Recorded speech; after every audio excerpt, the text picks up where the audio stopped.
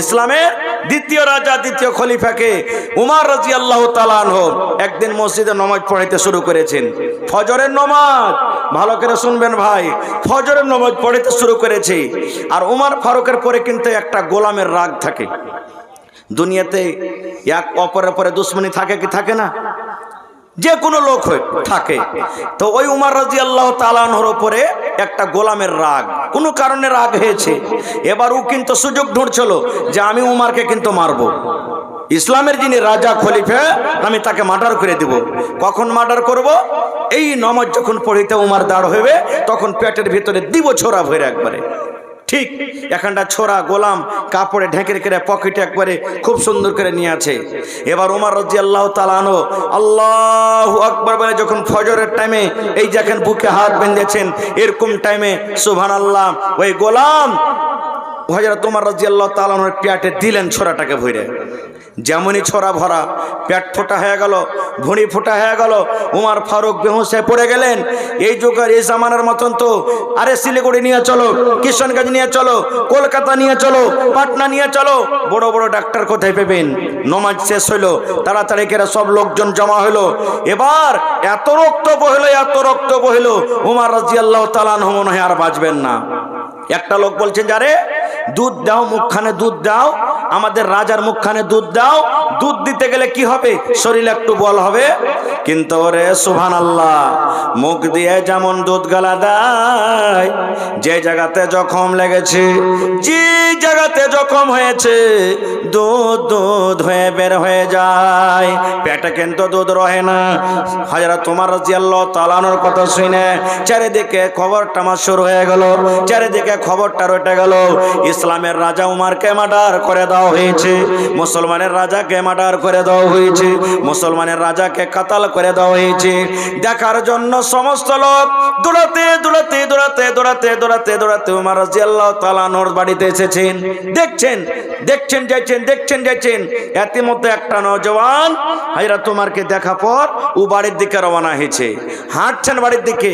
আর কোন হিসাবে উমর রাদিয়াল্লাহু তাআলা আনহুর ওই যুবকের উপরে চোখ পড়ে গেছেন। দিয়ে তাকে কি বলছেন জানেন? রে যুবক, তুমি আমার কাছে এসো রে বাবা, তোমাকে একটা আমি কথা বলবো। এবার যুবক যখন পাঞ্জরে এসেছেন, ওরে আল্লাহ, পেট দিয়ে রক্ত বইছে, আর মনে হয় দুনিয়াতে হযরত উমর রাদিয়াল্লাহু তাআলা আনহু বাঁচবেন না। এই সময়তে মুসলমান উমর রাদিয়াল্লাহু তাআলা আনহু যুবককে বলছেন, রে আল্লাহর বান্দা, তুমি উমরকে দেখতে এসেছো রে, তুমি মুসলমানের রাজাকে দেখতে এসেছো। আমার মতো যদি উমর মরে যায়, আমার মতো উমর যদি দুনিয়া থেকে চলে যায়, ইসলামের কোনো ক্ষতি হবে না রে, ইসলামের কোনো নোকসান হবে না। কিন্তু আল্লাহর বান্দা, যদি তুমি নবীর একটা কথা না মানো, নবীর যদি একটা কথা না মানো, নবীর যদি একটা সুন্নাতের তুমি খেলাফ করে দাও, যদি তুমি নবীর একটা কথা না মেনে চলো রে, ইসলামের অনেক ক্ষতি হয়ে যাবে রে যুবক, অনেক ক্ষতি হয়ে যাবে। এই জন্য যুবক রে, তুমি আমাকে দেখতে এসেছো, আমার মতো উমর যদি মরে যায় ইসলামের কোনো ক্ষতি হবে না, কিন্তু নবীর একটা কথা না মানা হয় অনেক ক্ষতি হয়ে যাবে।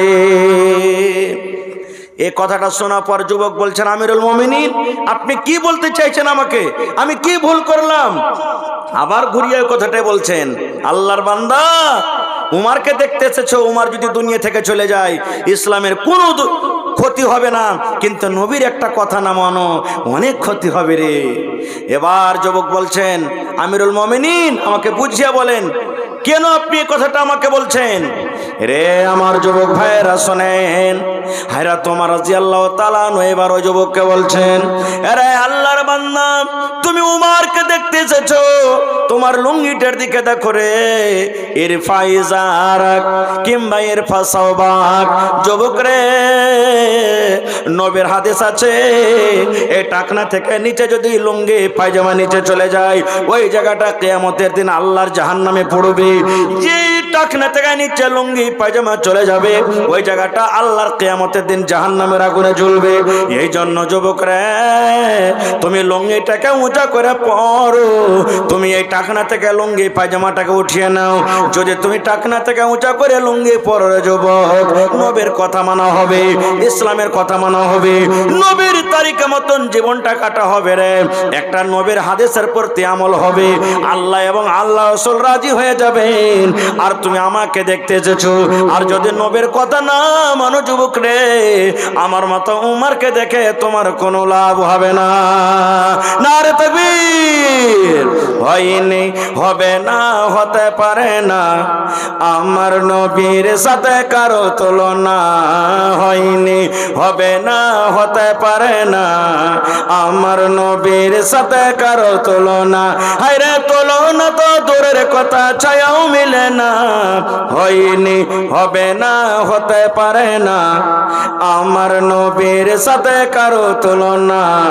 হয়নি, হবে না, হতে পারে না আমার নবীর সাথে কারো তুলনা।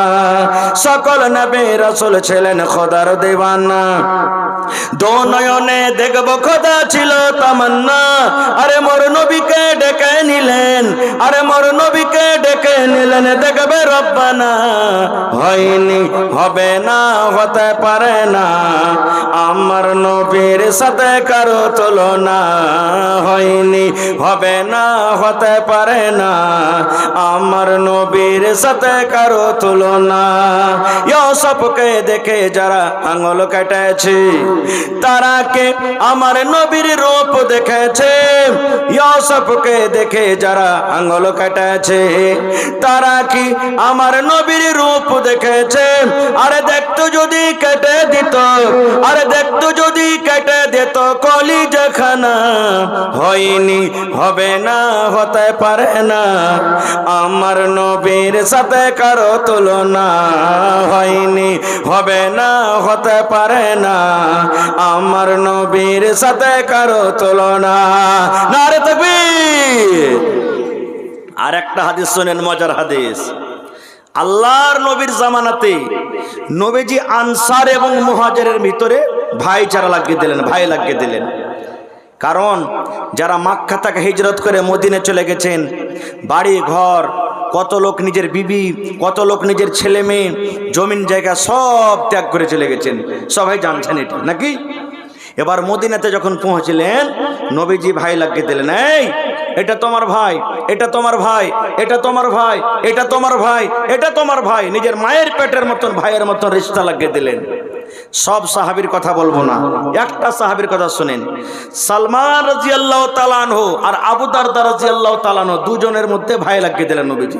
এ সালমান, এই আবু দারদা, তোমরা হলে দুটা ভাই। সহিহ হাদিস ভাই, ভালো করে শুনবেন। এবার থাকতে থাকতে থাকতে কিছুদিন পর সালমান রাদিয়াল্লাহু তাআলা আনহু ভাই আবু দারদার বাড়ি বেড়াইতে গেছেন। আমরা বেড়াইতে যাই না? আমার ভাই পূর্ণিয়াতে আছে রে, আমার ভাই ঠাকুরগঞ্জে আছে, আমার অমুক জায়গাতে আছে, এরকম ধরনের যদি আমাদের রিশতা থাকে, আত্মীয় থাকে, আমরা বেড়াতে যাই কি যাই না ভাই? তো সালমান রাদিয়াল্লাহু তাআলা আনহু ভাইয়ের বাড়ি বেড়াইতে গেছেন। কার বাড়ি? আবু দারদা ভাইয়ের বাড়ি। এবার যখন বাড়িতে গেলেন, সালাম চাইলেন, পারমিশন নিলেন, ইজাজত দেওয়া হলো, বাড়িতে ঢুকলেন।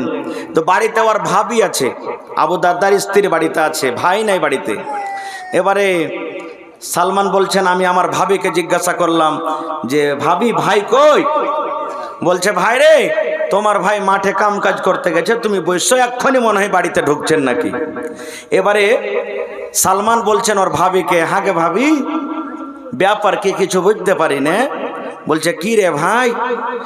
বলছে যে ভাই বাড়িতে আছে, আর তুমি দেখো কত পুরাতন কাপড় পিন্ধে আছো, কাপড়টা ভালো নাই, মাথার চুলগুলা উস্কো খুস্কো হয়ে আছে, সিধা করে নাও, মুখে পাউডার লাগিয়ে নাও, মুখটাকে তোমার চিকন করে রাখনি, এই তোমার দেখো শরীরে মাথাতে চুলে তোমার চিরুনি করা নাই, তুমি একটা স্বামীর সামনে যেরকম একটা মহিলাকে থাকা দরকার, এই মতো তুমি চিকন চাকন হয়ে নাও, ব্যাপারটা কি বুঝতে পারি না।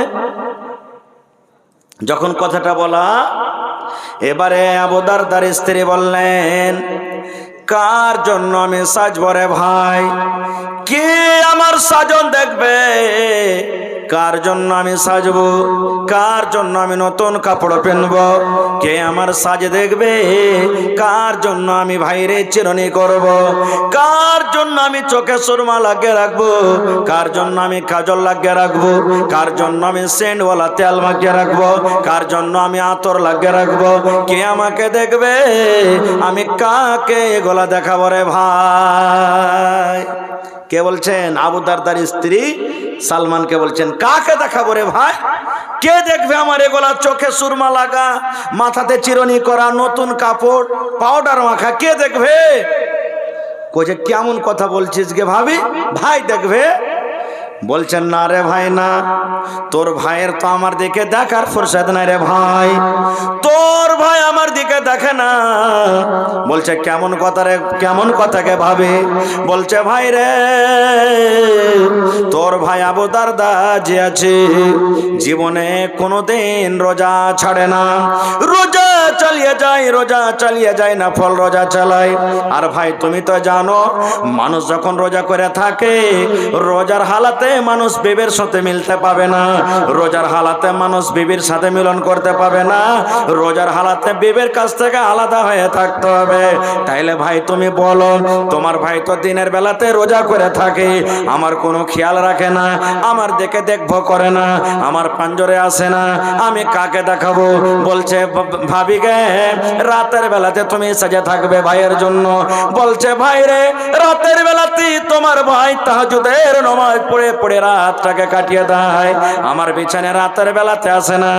তাইলে ভাই রে, দিনের বেলাতে রোজা রাখে আর রাতের বেলাতে তাহাজ্জুদের নামাজ পড়ে পড়ে রাত কাটিয়ে দেয়, তোমার ভাই আমার বিছানে আসে না। কার জন্য সাজবো? দিনের বেলাতে রোজা আর রাতের বেলাতে তাহাজ্জুদ, বিছানি আসে না, আমার পাঞ্জরে আসে না।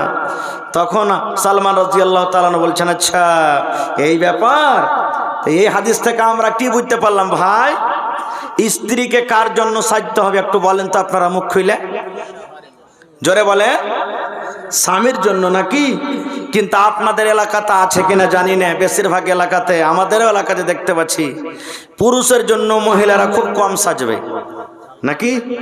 এই যে দেখেন, জালসা শুনতে এসছে, ফের মা খালারা রাখবে খুব, জালসা শুনতে এসছে, সুবহানাল্লাহ, নতুন কাপড় পিন্ধে এসছে, কুটুম বাড়ি যাবে, বাড়িতে হাজি আব্দুল্লাহর মা, কাল যাবো ওর বাড়ি বেড়াইতে, ভাইয়ের বাড়ি যাবো, মায়ের বাড়ি যাবো, বিয়ের বাড়ি যাবো বেড়াইতে, এখানটা নতুন কাপড় গালা দিবে নাকি না? বরযাত্রী যাবে, বরযাত্রী যায় মহিলারা, বরযাত্রী যাবে, হাজি আব্দুল্লাহর বিয়ে লেগেছে, কাল যে বরের যাবো, এখানটা ভালো কাপড় গালা নেই তো কি পিন্ধে যাবো?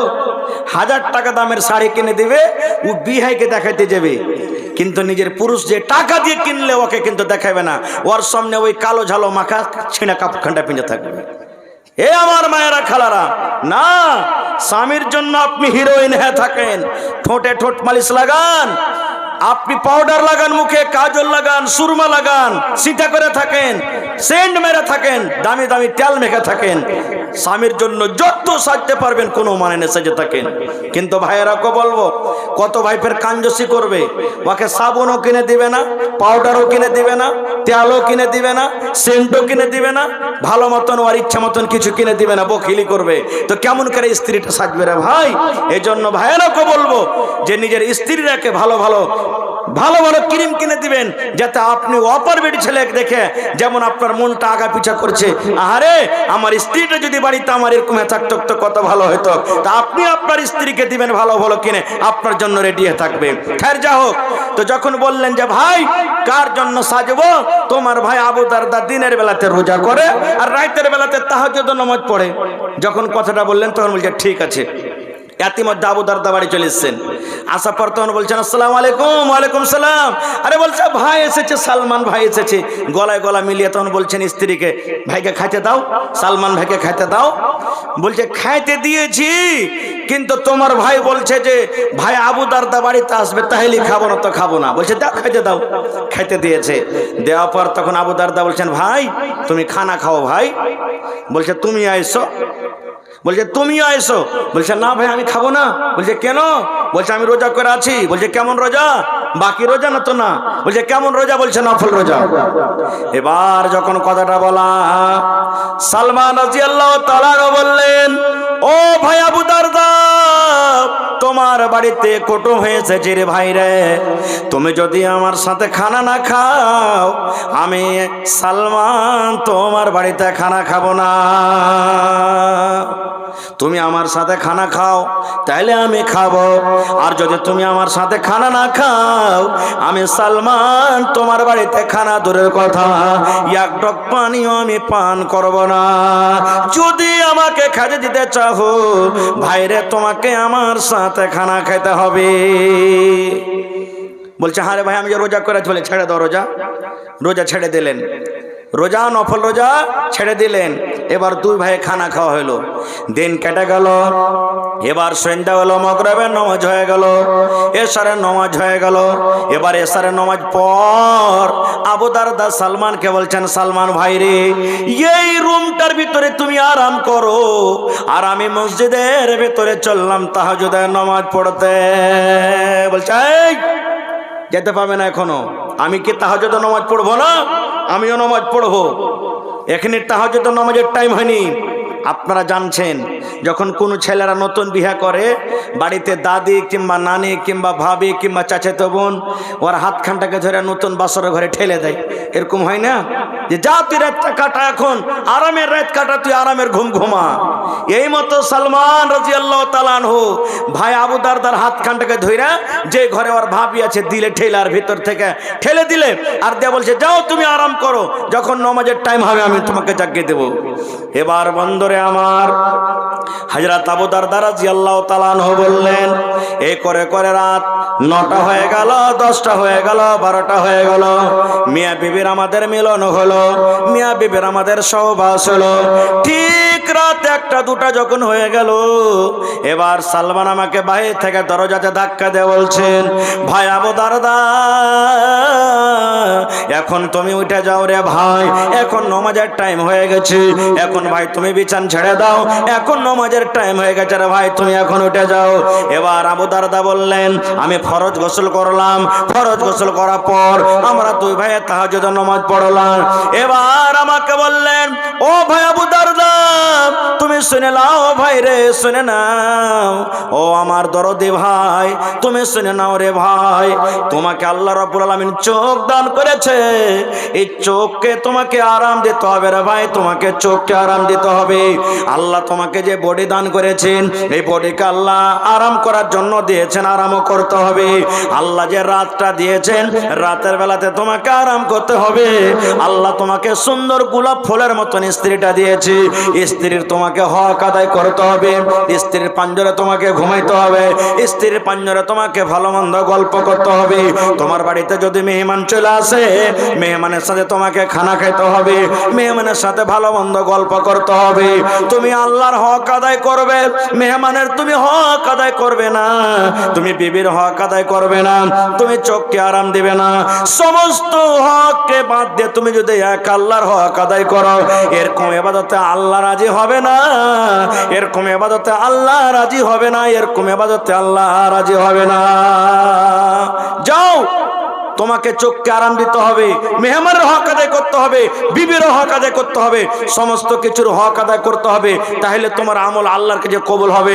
না হলে সমস্ত লোকের হক বাদ দিয়ে তুমি এক আল্লাহর হক আদায় করবে, এরকম ইবাদতে আল্লাহ রাজি হবে না। আবু দারদা বলছেন, ফজরের নামাজের পর আমি নবীর কাছে চলে গেলাম, আর আমার সাথে যা ঘটনা ঘটেছে নবীকে সব কথা আমি বলে দিলাম। এবার নবী তখন বলছেন, আবু দারদা, সাদাকা সালমান, সালমান ঠিকই বলেছে তোমাকে, ঠিকই তোমাকে বলেছে। তো ভাই আমার এই হাদিস থেকে বুঝতে পারলাম কি, ইবাদত বান্দেগি করতে গেলে আল্লাহ তাবারাক ওয়া তাআলা রাসূলের অনুসরণ করে করতে হবে। আমরা কাহারি হক মারবো আর কাহারি হক মেরে আল্লাহর ইবাদত করব, এরকম ইবাদত আল্লাহ কবুল করবেন না। আর একটু আগে চলেন, আপনাদের এলাকাতে, আপনাদের এই এলাকাতে মহিলারা ঈদ বকরিদের নামাজ কোথায় পড়েন ভাই? ঈদগাহে না মসজিদে? জোরে বলেন। মসজিদের ভিতরে নাকি? এই মসজিদে পড়ার কিন্তু প্রমাণ নেই, মহিলাদের ব্যবস্থা করতে হবে আপনাদেরকে। মহিলাদের ব্যবস্থা করতে হবে।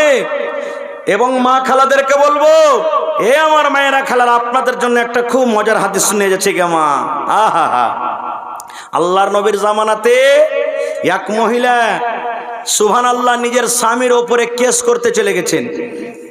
আজকে ভাই ভাই লড়াই হয়, ভাই ভাই ঝগড়া হয়, মানুষ কেস করতে যায় থানাতে, কোর্টে। নবীর দরবারে এক মহিলা নিজের পুরুষের উপরে কেস করতে চলে গেছেন। কেমন কেস? আমাকে ভাত কাপড় দেয় না, জি না। আমাকে ভালো মন্দ খেতে দেয় না, জি না। আমাকে বাড়িতে গালিগালাজ করে, জি না। কিসের কেস? এই আমার মায়েরা খালারা ভাইরা শুনেন, সেই মহিলা বলছেন, আমার স্বামীর নাম হলো সাফওয়ান বিন মুআত্তাল। আমি স্বামীর ব্যাপারে নবীর দরবারে কেস করতে গেলাম। কেস করতে যদি যাচ্ছি, দেখছি নবীর পাঞ্জরে আমার স্বামীও বসে আছেন। আপনারা যেমন বসে আছেন, নবীর জামানাতে মজলিস লেগা আছে। সেই মহিলা বলছেন, আমি চলে গেলাম ভালোভাবে পর্দাশীল হয়ে নবীর দরবারে। এবার দেখছি আমার স্বামীও কিন্তু নবীর পাঞ্জরে বসে আছেন। এবার মনে মনে বলছেন, আল্লাহ, যার ব্যাপারে কেস করব সে কেস নিয়ে এসেছি, সে আমার স্বামী তো নবীর পাঞ্জরে বসে আছে, আল্লাহ কি করবো এখন? বলছেন, না, যা হবে পরে হবে, কিন্তু আমি নবীর দরবারে এসেছি, সে কাজ করে যাব। কি শেখায়েত? সে মহিলা বলছেন, আসসালামু আলাইকুম ওয়া রাহমাতুল্লাহ। আল্লাহ রাসূল বলছেন, ওয়ালাইকুম আসসালাম ওয়া রাহমাতুল্লাহ। কি ব্যাপার? এই আমার মায়েরা খালারা ভাইয়েরা শুনেন। এবারে সেই মহিলা বললেন, ইয়া রাসূলুল্লাহ, আল্লাহর নবী গো, আমার স্বামী সাফওয়ান বিন মুআত্তাল গো, নবী যে আপনার পাঞ্জরে বসে আছেন, নবী গো, তার ব্যাপারে তিনখানা আমি শিকায়েত নিয়ে এসেছি। এই যে আমার স্বামী সাফওয়ান বিন মুআত্তাল আপনার পাঞ্জরে বসে আছেন, তার ব্যাপারে তিনখানা আমি কেস করতে এসেছি গো নবীজি। এক নম্বর কেস হলো, আমি যখন নামাজ পড়ি, আমি নামাজ যখন পড়ি, হয়তো আমি তাশাহুদে থাকি, কিংবা হয়তো আমি রুকুতে থাকি, কিংবা নামাজ আমি দাঁড়িয়ে থাকি, নবী গো, আমার স্বামী আমাকে নামাজের হালাতে মারে, আমাকে কিলের বাড়ি মারে, আমাকে ফাটের বাড়ি মারে, নামাজের হালাতে আমাকে মারে, আর বলে, বেবেরে নামাজ ছেড়ে দে, তোকে নামাজ পড়তে হবে না। দুই নম্বর, নবী গো, আমি যখন রোজা রাখি, আমার রোজাটাকে ভেঙে দেয়, ছাতু মুখে দিয়ে দেয়, কিংবা পানি দিয়ে দেয়, কিংবা মুখে খাজর দিয়ে দেয়, কিংবা নবী গো, আমাকে আঙিনা থেকে বিছানের দিকে আমাকে উঠিয়ে নিয়ে চলে যায়, আর বিছানে উঠিয়ে নেওয়ার পর আমার সাথে সহবাস করার পর আমার রোজাটাকে ভেঙে দেয়। নবী গো, তিন নম্বর শিকায়ত হলো, আমার স্বামী সাফওয়ান ফজরের নামাজ পড়েন যখন সূর্য উঠে যায়। কয়টা হলো? তিনখানা কেস হয়ে গেল। এক নম্বর রাসূল বললেন, সেই মহিলা বলছেন, নবী গো, আমি নামাজ পড়ি, আমার স্বামী নামাজের হালাতে মারে, আর বলে, বিবি রে নামাজ ছেড়ে দে। দুই নম্বরে আমার মুখে খাজর দিয়ে কিংবা পানি দিয়ে, কিংবা আমাকে বিছানে উঠে নিয়ে চলে যায়, আর যাওয়ার পর আমার রোজাটাকে ভেঙে দেয়, আর বলে, বিবি রে তোকে রোজা রাখতে হবে না। তিন নম্বরে, নবী গো, আমার স্বামী ফজরের নামাজ পড়ে যখন সূর্য উঠে যায়, সূর্য ওঠার আগে আমার স্বামী ফজরের নামাজ পড়ে না। সুবহানাল্লাহ, তিন শিকায়ত হয়ে গেল। এবার নবীজি তার স্বামীকে বলছেন, সাফওয়ানকে, আরে বাবা সাফওয়ান, তোমার স্ত্রী তোমার ব্যাপারে তিনখানটা শিকায়ত করেছে, কেস করেছে, এগুলা কেমন করে বাবা, সত্য না মিথ্যে? এই জামানার যদি আমরা পুরুষ হতাম তো কি বলতাম? চোখ মুখকে লাল করে একবারে দাঁত কোটাকে একবারে কড়মড় করে বলতাম, হালের বেটি হালে, তোকে কাপড় দিচ্ছি, খাইতে দিচ্ছি, পিনতে দিচ্ছি, আর তুই আমার ব্যাপারে শেষ কাজ করতে এসেছিস, চল তোকে বাড়িতে যা, তোকে দেখছি ধর্ম যে তোকে ধনবো। এই কথাটাই বলতাম। কিন্তু রে সুবহানাল্লাহ, যার সিনাতে কোরআন, যার ভেতরে আল্লাহর ডর, জাহান্নামের ডর, সেই সাহাবী বলছেন, আল্লাহ, আজকে যদি আমি মিথ্যা কথা বলে দিই না, নবীজি আমার স্ত্রী যা বলছেন সব মিথ্যা কথা, কিন্তু আল্লাহ রে, যেদিন আল্লাহ রাব্বুল আলামিন কোরআনে বলেন কিয়ামত কায়েম করবেন, আল ইয়াউমা নাখতিমু আলা আফওয়াহিহিম ওয়া তুকাল্লিমুনা আইদিহিম ওয়া তাশহাদু আরজুলুহুম বিমা কানু ইয়াকসিবুন। আল্লাহ কিয়ামতের দিন মানুষের মুখে মোহর লাগিয়ে দেবেন। আল্লাহ সেই মোহর মুখে লাগিয়ে দিবেন, মানুষের মুখে কথা বলতে পারবে না, মানুষের হাতে সেদিন কথা বলবি, পায়ে গাওয়া দিয়ে দিবে, বিমা কানু ইয়াকসিবুন, যা দুনিয়াতে আমরা আমল করব। এইবারে সেই সাহাবী বলছেন, হুজুর আমার স্ত্রী আমার ব্যাপারে যা বলেছেন সব ঠিক বলেছেন, একটাও মিথ্যা নয়, একটাও মিথ্যা নয়, যা বলেছে আমার ব্যাপারে সব সত্য বলেছে। এবার নবীজি বলছেন, হারে বাবা, নমাজটা হয়তো আল্লাহর একটা ইবাদত, তো নমাজের হালাতে তোমার স্ত্রীকে কেন মারো রে বাবা? নমাজের হালাতে তো বিবিকে মারতে হয় না, কেন তোমার বিবিকে নমাজের হালাতে মারো? রে আমার মায়েরা খালারা শোনেন, এইবারে সেই সাহাবী বললেন, ইয়া রাসূলুল্লাহ, আমি অবুঝ নই, আপনার একজন সাহাবী, আমি পাগল নই গো নবীজি, আমিও জানি শরীয়ত, জানি শরীয়ত বুঝে গো নবীজি, কিন্তু এই জন্য আমি মারি নবী গো, আমি একটা গরিব মানুষ গো নবীজি, আমি মাঠে কামে কাজে চলে যাই, খাজরের গাছে আমি পানি দিই, আমি খাজরের গাছ নিড়াই, খাজরের গাছে আমি দাওয়াত দিই, সারাদিন মাঠে কাম কাজ করার পর যখন সন্ধ্যাবেলাতে বাড়ি আসি, আমার স্ত্রী আমাকে সন্ধ্যাবেলাতে খাবার দিয়ে দেয়, আমি খাবার খাই।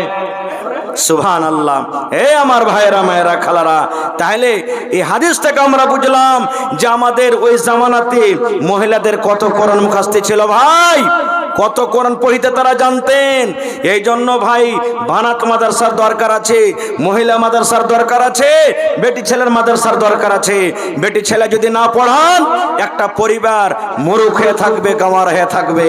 একটা পরিবার নিজের ছেলে মেয়েকে ভালোভাবে কিভাবে চালাবে সে কিন্তু জানতে পারবে না। না হলে এর আগে আমি জালসাতে বলেছি কোন জায়গাতে, আজকে আমি বলছি, আজকে এই যে আমার বর্তমান যুগের মায়েরা খালারা বোনেরা পড়ালেখা হওয়ার কারণে মেলায় দিনের কথা বুঝছে, শিখছে, বলছে, না হলে 15-20 বছর আগে যখন আমার মা খালারা নিজের বেটা বেটিকে রাতের বেলাতে পেশাব করতে উঠাইত, তখন ওরাকে দোয়া শিখাইত। কি দোয়া জানেন?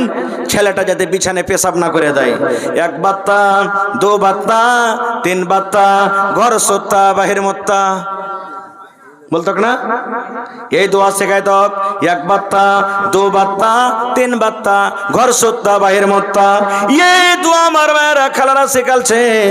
কিন্তু মাকে বলবো, মারি এটা দোয়া নয় গা মা, এটা হাদিসের কথা নয়, এটা কোরআনের কথা নয়, এটা মানুষের কথা। যদি ওই মা পড়ালেখা হতো তাহলে ছেলেরাকে বলতো, বাবারে আল্লাহর নবীর হাদিস আছে রে মা, আল্লাহর নবী বলেছেন, ও আমার উম্মতরা শুনে নাও, যখন তুমি পেশাব পায়খানা করতে বসবে তখন তোমাকে এই দোয়াটা পড়তে হবে, বিসমিল্লাহি আল্লাহুম্মা ইন্নী আউযু বিকা মিনাল খুবুসি ওয়াল খাবাইস, এই দোয়া পড়তে হবে ভাই আমার। এই জন্য আপনাকে বলবো, এই যে এলাকার মধ্যে মনে হয় আশেপাশে 10-20 কিলোমিটার লিয়া বানাত মাদ্রাসা নেই, আছে তো কিষানগঞ্জ একটা আছে নাকি, যেটা মাহাদ, তার আশেপাশে মনে হয় আর বানাত বেটি ছেলের মাদ্রাসা নাই। এই মাদ্রাসাতে ভাই আপনারাকে বলবো, বেটি রেখে দিন, বেটাকে পড়াইবেন, একটা লোককে পড়াইলেন, একটা বেটিকে পড়াইবেন, একটা পরিবারকে আপনি পড়াইলেন। ভাই মুসলমান, এটা মনে করিয়েন না বেটিরাকে পড়িয়ে কি লাভ আছে রে, ইয়ারা বিয়া শাদী হয়ে পরের বাড়িতে যে ঘোঁটা তুলবে, পরের বাড়িতে যে ছাই তুলবে, পরের বাড়িতে যে গোবর তুলবে, পরের বাড়িতে ঝাড়ি দিবে, বেটিরাকে পড়িয়ে কি লাভ আছে? না না রে ভাই না। নবী বলেছেন, ইজা মাতাল ইনসান, মানুষ যখন মরে যায় সমস্ত আমল তার বন্ধ হয়ে যায়, ইল্লা মিন সালাসাতিন, 3খানা এমন আমল আছে মরার পর আপনার কবরে নেকে যাইবে, মরে যাবেন কবরে চলে যাবেন, নেকে কিন্তু বন্ধ হবে না। তার মধ্যে একটা হলো ওয়ালাদুন সালিহুন ইয়াদউ লাহু, আপনার দুনিয়াতে বেটা আছে, দুনিয়াতে আপনার বেটি আছে, নেক সন্তান দুনিয়াতে আছে। আপনি যখন মরে কবরে চলে যাবেন, ওই বেটে যখন বলবে আল্লাহ, ওই বেটা যখন বলবে, মাবুদ রে আমার আব্বা জান আমাকে কোরআন পড়া শিখিয়েছেন, আমার আব্বা জান আমাকে হাদিস পড়া শিখিয়েছেন, ওই বেটে যখন বলবে রব্বুল আলামিন আমার আব্বা জান কত কষ্ট করে খেটে খেটে আমাকে পড়িয়ে লিখিয়েছে, আল্লাহ আমার আব্বা জান দুনিয়াতে নাই, আজকে আমার মা দুনিয়াতে নাই, তারা কবরের ভেতরে শুয়ে আছেন। আল্লাহ রব্বুল আমিন, আমি তার বেটা কিংবা বেটি দোয়া করে আমার মা বাবার জীবনে যদি কোনো গুনাহ হয়ে থাকে আল্লাহ তার জীবনের গুনাহকে মাফ করে দাও রব্বুল আলামিন। আল্লাহ তোমার নাম হলো গাফফার, আল্লাহ তারকে গুনাহকে মাফ করে তুমি তাদের কবরে জান্নাতের বিছানা দিয়ে দাও। দয়ার রাসূল বলেছেন উম্মতরা, যখন তোমার নেককার বেটা বেটিরা এইভাবে তোমার জন্য দোয়া করবে, ওই দোয়াটা আল্লাহ রাব্বুল আমিন অনলাইন তাদের কবরে আল্লাহ পৌঁছে দেবেন।